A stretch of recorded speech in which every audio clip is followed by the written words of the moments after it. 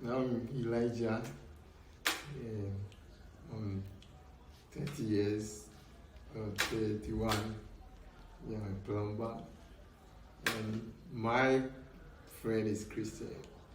So I'm here to work for Kani and Christian. So I'm from Central Region. So I'm a Fante, 100% Fante.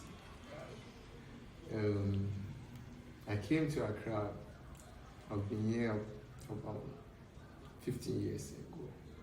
So I started my plumbing in 2006.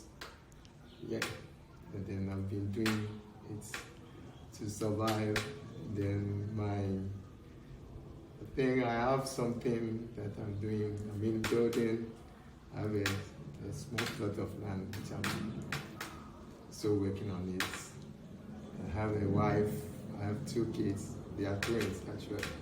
Yeah. So that's me. Awesome. Thank you for sharing. Yeah, thank you too. Okay.